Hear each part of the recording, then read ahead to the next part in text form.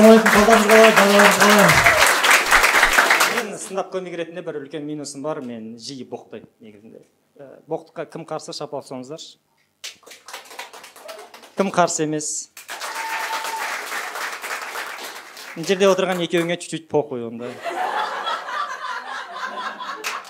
Кешіріңіздер, сіздер ассыздар просто. Так, мен Семей қаласынамын. Бар ма залда семейлік біреу? Неге соққыларың келмей әрең? Саламатсыз ба, есіміңіз кім болады? Аида, қай жерденсіз? Прям өзінен ба? Кеш маңдайына бір сүйейін. Семейдің қай жерінен? Улица? Первомайская, 905 стройка. О жақтыкілер онша емес пе?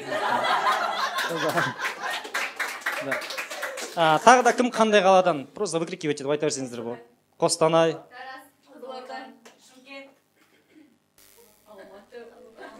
Алматыныкілер андай айтқылары келмейді. Еще Алматыныкісің ба?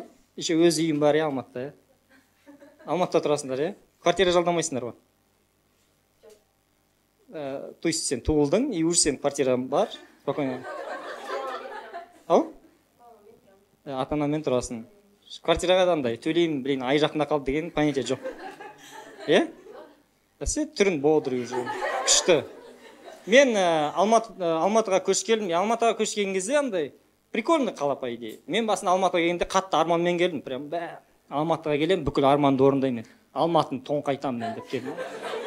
Келесіп 3 күннің ішінде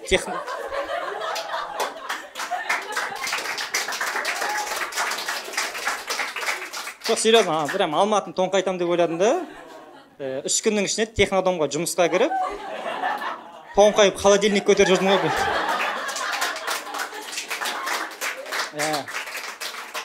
Уже түсіндім, что холодильник тасу менікі емес екен вообще.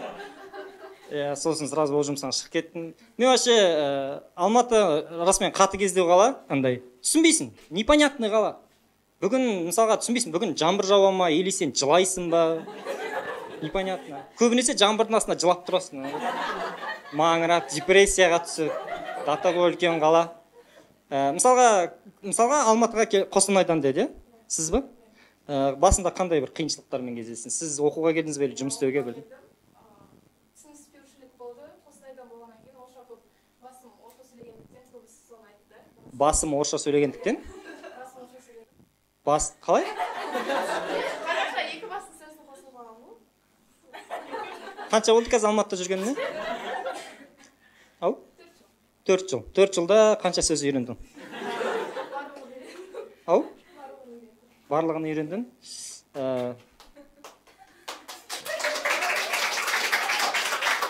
Есімің кім болды? Самал, пожалуйста, айтшы, тағы да қандай қиыншылықтар болды? Қазақтармен қазақша сөйлесе алмадың, потому что Қостанайдан. Тағы да қандай қиыншылықтар болды? Қостанайда ақша жағынан қиналған жоқсың. Тоже ата-ананың үйі болды. Есімің кім? Кешір, есімің кім? Арайлым секілді спокойно жүрдім Қостанайда, и Алматыға барамда көтімді қинайын дедім. Бір сөз айтқан, самостоятельный болам деді, И чё, қазір қалай? Оқу бітірдің ғой? Бітіріп жатырсың? Қандай мамандық? Мұғалім биологиядан. Қай кезде биология қызығушылығын оянды? Лично мен білем қай кезде қызығушылығым оянды. Сен қай кезде мен биология қызықты деп. Қай параграфтан кейін сен биологияға махаббатын ашылды.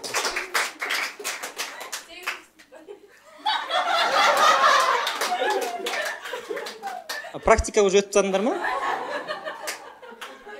Өтіп тастадыңдар, Опытым бар, уже биологияның бәрін шарт етесің. Все, жақсы. Есімін айтшы. Самал. Все, рахмет. Самалға шапалақ соғып қойайық. Арамыздағы ең озабоченный. Так, жақсы. Так, тағы да Алматыда вообще қандай қиыншылықтар бар? Яндекс? Не болды Яндекс ба? Яндекс қымбат? Сен қай жақтансың? Ау? Облыстан? Алматы облысынан. Ол қай жер Алматы облысы деген?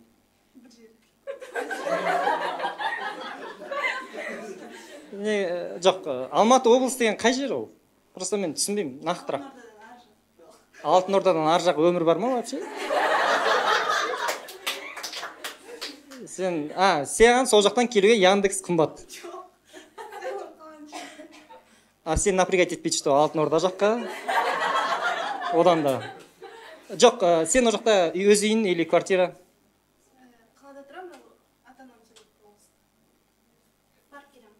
Суббота воскресенье. Вообще не оправданно ғой. Причем тут Яндекс? Просто андай болады ғой, бірдеңені жаманда десең, любой, похуй. Любой нәрсеге дайын тұрады уже. Ладно, пробки.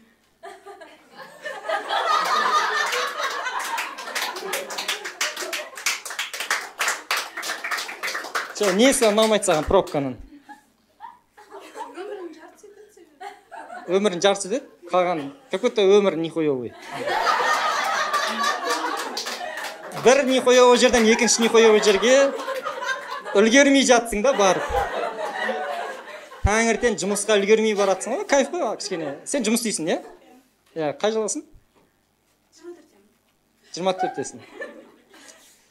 То есть солай сөйлесеміз. Қай жылғысың? 24-темін. Қай жерде тұрасың? Бір жерде тұрам. Сен жігітің бар ма? Жоқ, понятно, ебать. Жігітпен танысады, қалайсың, мақалайсың.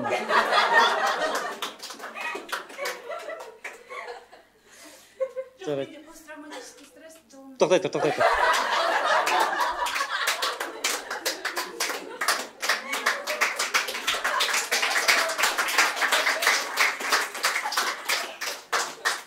Посттравматический деген не?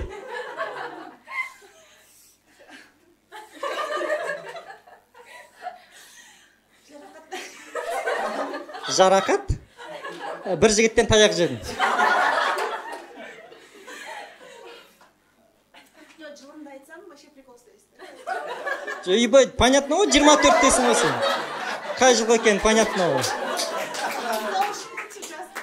Ау?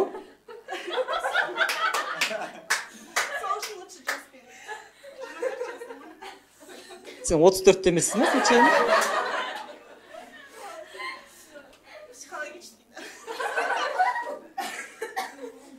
Жоқ, айтшы, посттравматик... саған бір... мен түсіндім. Мен наоборот, сендер күліңдерші, пожалуйста, күліңдерші деп айтам деп ойлаған ғой. Пожалуйста, чуть-чуть күлмей тұра тұрыңдаршы. Сөйлесе олайықшы, қазір. Есімін кім сұрадың ба, есімін? Айдана. Айтшы, пожалуйста, не себепті сенде посттравматический ма? Сондай. Қалжың просто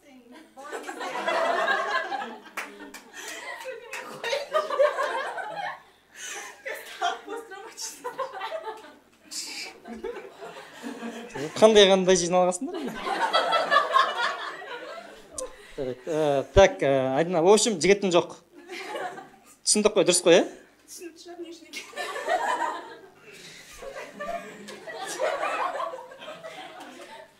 Сен вообще өзі қандай жігіттер ұнайды саған жалпы? Нормально? 3 қасиет. Жігіттің бойында саған керек 3 қасиет. Чувство юмора. Интеллект. Санасы болса. Сосын? Болды? Ақша. Ана жерде тахуй ақыл жігіттер отыр, который 3 мыңдай тауып әрен кеп отқан. Жоқ, дұрыс қой жігіттер. Не обязательно, типа, жақсы жігіт егер аз ақша тапсын, жаман жігітсің деген сөз емес, дұрыс па? Өмір әрқалай болады, мысалға. Сол себепті уточняйте свои желания, девчонки.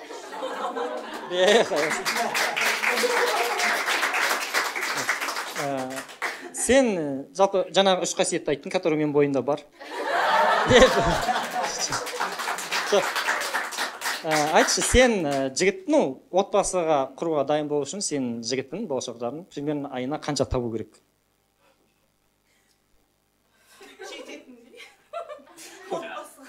Қанша енді? Понятие растяжимо ғой. Мен қазір өз басым өз асында астаймын, қалған білмеймін қанша кетіп. Сен вообще өміріне похуй екен ғой. Ойлама. Сен өзің қанша табасың ол? Коммерческая. біз примерно 100 мың маңайын табатындар сөйтіп айтады. Мен никогда көрмеппін адамды, который 500-600 мың табады да, коммерческий тайна деген. Олар андай күшті қылып айтады ғой. Жартылам брат. Мақтанып тұрып айтады да, действительно. 120 табатындар, брат, қоя салайық.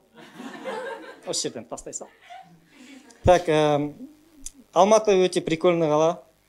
Мен Семейде көп андай қызық көрген жоқпын енді. Балалық шаққа өзім жасыма нормально қызық көрдім, но Алматыда одан да қызық көп. Мен Алматыдан өмірімде бірінші рет қазақ гейларын көрдім. Действительно, жаңа Аманжан көрдіңдер ғой, Аманжан екеуміз стендаптан шықтық. Екеуміз айтып тұрған жоқпын, просто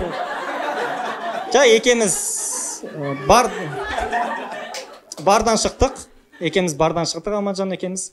И бір жігіт келді да, просто бір басқа жігіттің бар да, мойнына асылып, бүйтіп, жан деп бір-бірімен бар. Ана біреу понятно, что майсақта былай, гейдің қыз түрі екені понятно. Екіншісі, андай, здоровый, андай, бұқа, ауылдың баласы екен көрдік, кішкене қаралау келген, кажанка үстінде. Ана гей деп айтпайсың вообще бір ғой. Мен көшеде көріп қалғанда, ана жігітті маған біреу тұрып, ана гей ғой десе, қойшы. Бірақ если ананы көріп қап, анау көтін айрат байқап жүр десе, давай, тыныш жүрейін деп. Или өзі маған келіп, анау, конкретно гейларға бір қатысың бар ма, проблема бар ма десе, жоқ, родной деп бейт. Өзімен сүйісуге дайын тұрам да. Білмеймін, гей деген вообще, қазақ гейлары деген, қалай жалпы, қандай ойларың бар вообще қазақ гейлары дегенге? Сен досың бар? Қанша болды дос болып жүргендеріңе?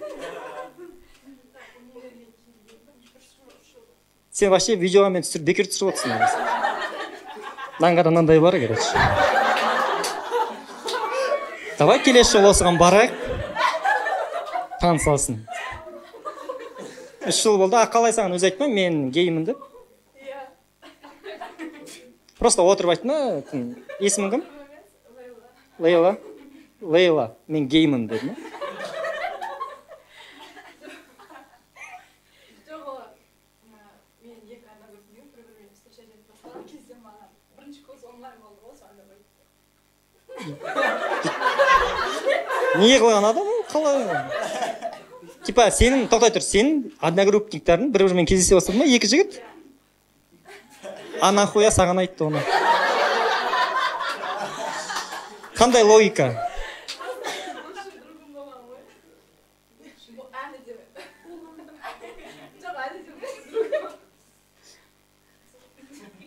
Үшеуің қол ұстасып жүресіңдер.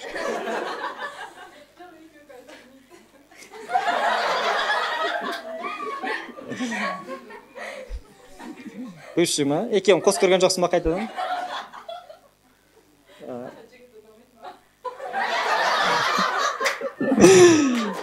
Екеуі ажырасып кеткен кезде айтты ма, мен білгем оны сондай екен.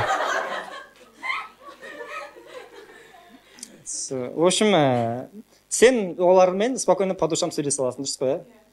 Бір квартирада жүріп көрдіңдер ма? Ол андай өзің тәніңді ұяласың ба олардан? То есть ұяласың ба? Жалаңаш жүре алмайсың. Типа подружкаларым деген моншаға бірге бара алмайсыңдар. Қандай плюс сонда саған геймен дос болу вообще? Обычный как подруга ғой, просто. Подруга болғанды таңдамайсың ғой. Тағы да бар ма осындай бір геймен дос болып жүрген вообще? Сен өмірің, сен вообще қай жақтыксың?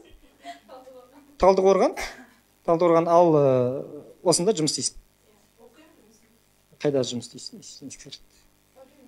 Парфюмерияда. Так, тоқтай тұр. Енді қайда оқисың?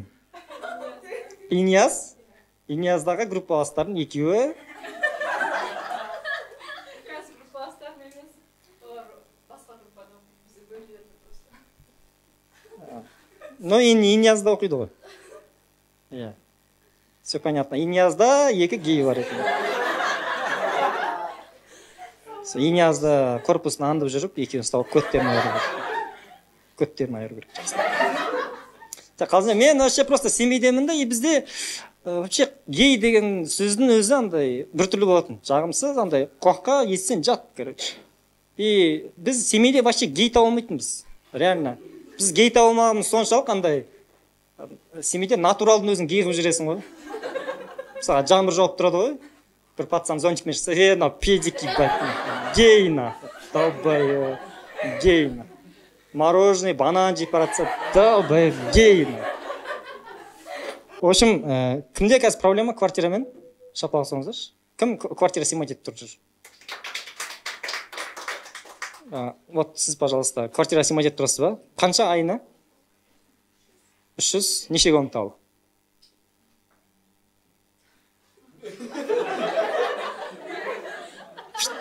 Жоқ болып кетемін деп ойлайсың ба? Ал? 1,5 деген? Нормальный жауап беретін бір көрермен бар ма? 1,5 не сол?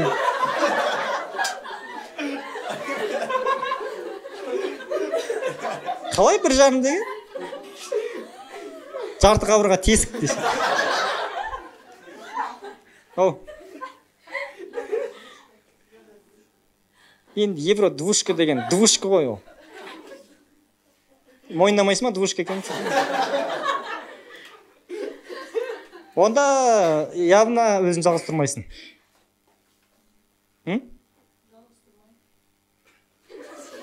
Сен вообще менімен сөйлескенге отырған жоқ қой, короче. В общем, подружкамен тұрасың дейсіз ба? Күйеуіңізбен тұрасыз ба? Ассалаумағалейкум. Болды, біз все аяқтап отырмыз.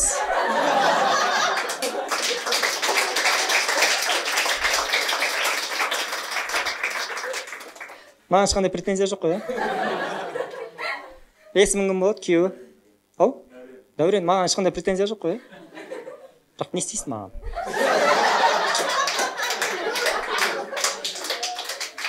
Көргенбіз талай Дәурен деп. Қалжындайым. Все жақсы, бәрі ұнап отыр ма? Бәрі жақсы ма? Все, қолым жуан екен бірақ. Так, все, аяқтаймын. Мен просто соңғы жағында жақсы жаңалықпен бөлісіп кетейін дегенмін. Мен уже кішкене квартираға ақша жинап, енді 3 жыл болды Алматыда жүргеніме. Кішкене квартираға первоначалка ақша жинап, кішкене. Но Алматының ішінен емес, соответственно, енді Алматы іші, потому что қымбат. Кішкене шет жағына қарай, былай семейге жақын чуть-чуть. Но уже жинап жатырмын. Сол себепті сіздерді мойымаңыздар, Алматыда ең бастысы үйлеріңізде бәрі болады. Рахмет үлкен бақытыңызға.